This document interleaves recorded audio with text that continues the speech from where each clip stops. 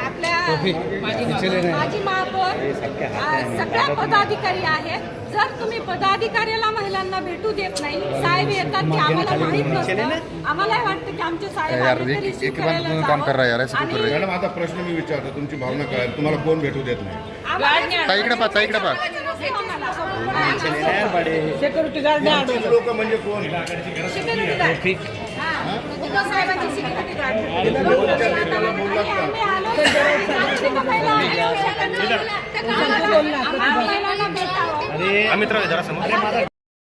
नाही महिलांना की आज उद्धव साहेब आले, कोणी निरोप सुद्धा देत नाहीये.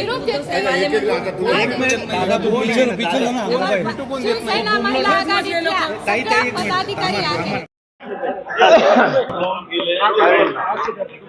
मला आत्ताच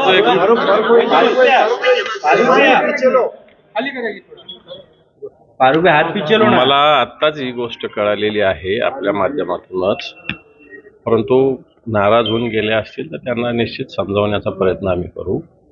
आणि उद्धवजी ठाकरे साहेब एवढा मोठा प्रचंड मोठा दौरा करतायत, त्यांच्या आरोग्याची सुद्धा काळजी घेणं आम्हा शिवसैनिकाचीच जबाबदारी आहे. आणि म्हणून मला असं वाटतं साहेबांना उशीर झालेला, साहेब तर सगळ्यांनाच भेटतात. मी तर आता कित्येक मागच्या महिन्यापासून सगळ्या दौऱ्यात सोबत आहे. साहेब सगळ्यांनाच भेटतात. मला वाटतं जातानाही त्यांनाही भेटले असते, परंतु त्यांचा काही गैरसमज झालेला असावा, तो गैरसमज निश्चित काढला जाईल. परंतु महिला म्हणतात की पुरुष पदाधिकाऱ्यांना भेटी गेलं जातं, रात्री भेटी होतात, आम्हाला माहिती होत नाही, साहेब येतात नाही, आम्हाला कळवतही नाही.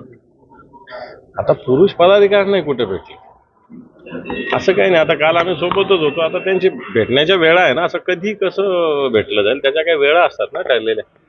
कोणत्याही वेळी थोडी भेटता येणार कोणी का असत नाही. उद्धवजी ठाकरे साहेब असं थोडी आले का भेटतील असं थोडी. आपणही आपल्या शिवसैनिकांनी नियम शिस्त पाळली पाहिजे ना. जो वेळ भेटण्याचा त्याच वेळेस भेटलं पाहिजे. मात्र 2 वर्षापासून असंच होते असं मला नाही माहिती या सगळ्या गोष्टी. त्यांनी आज जर सांगत असेल मला काही त्यातलं माहिती आहे. ठीक आहे, ओके. उद्धव साहेबांचा संभाजीनगरचा दौरा होता, बुलढाण्याला ते आता निघालेले आहेत. उमेदवारी कोणाला मिळणार याचं पुढं आजही सुटलेलं नाही. साहेबांनी त्या संदर्भात काही उत्तर दिलेलं नाही. काय सांगा? शिवसेना उद्धव बाळासाहेब ठाकरे हे उमेदवार. पण जो काही वाद निर्माण झाला होता, असं चित्र निर्माण झालं होतं, तसं काही वाद आहे का, आणि असेल तर तो निवळला का? वादच नाही तर निवडायचा काही प्रश्नच येत नाही. आम्ही सगळे एकत्र मी तुम्हाला कालच सांगितलं होतं की आमचा हा परिवार आहे, शिवसेना परिवार आहे. माननीय शिवसेना प्रमुख बाळासाहेब ठाकरे यांनी तो निर्माण केलेला आहे. आणि त्या परिवारामध्ये आम्ही सगळे एकमेकाचे म्हणजे बोलतो, भांडतो, एकत्र येतो, गळ्यात भेटतो, चहा पाणी पितो, सगळं असं असतं. त्यामुळे तसं काही वाद कुठलाच नाही आहे. परंतु आता महिला आघाडीमध्ये सुद्धा एक असंतोष बघायला मिळाला. नाही, असंतोष नाही येतो. महिला आघाडीचा काही गैरसमज झाला असेल तो आम्ही दूर करू नंतर. म्हणून ते एकदम आरडाओरडा करायला लागले या 5 स्टार हॉटेलमध्ये.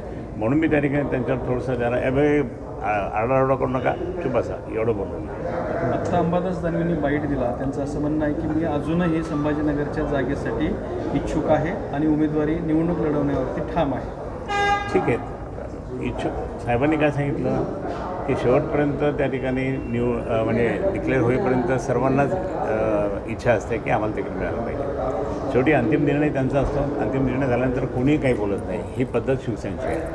काही मनधरणी झाली का, काही समजूत काढली का, आज काही सूचना? आम्ही तर मी म्हटलं ना, आम्ही हा परिवार असल्यामुळे आम्ही सर्वजण एकत्र असतो. अंबादास दानवे मी तर त्या ठिकाणी आम्ही अनेक वर्षापासून काम करणारे कार्यकर्ते आहोत. आणि मी तुम्हाला मागे सांगितलं होतं की अंबादास हा माझा शिष्य आहे आणि तो चांगलं काम करतो, म्हणून त्यांना प्रमोशन देत गेलो आहे.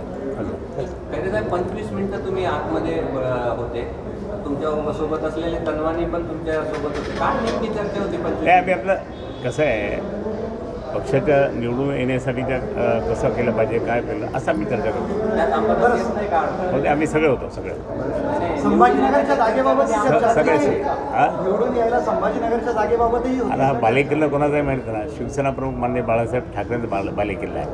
आणि आज उद्धव साहेबांचा त्या ठिकाणी नेतृत्व आहे. त्यामुळे 100% हा आमचा उद्धव बाळासाहेब ठाकरे या गटाचा आहे. बरं, तुमच्यात नसलेला वाद संपला का? केव्हाच, कुठं नाहीच आहे इथे. वादच नाही आहे. पण उगाच तुम्ही आता काय बोलताय की मग आम्हाला राबवतात. चला आपण सर्वांनी मिळून चहा पाणी. तुम्ही आल्याबद्दल तुम्हाला धन्यवाद.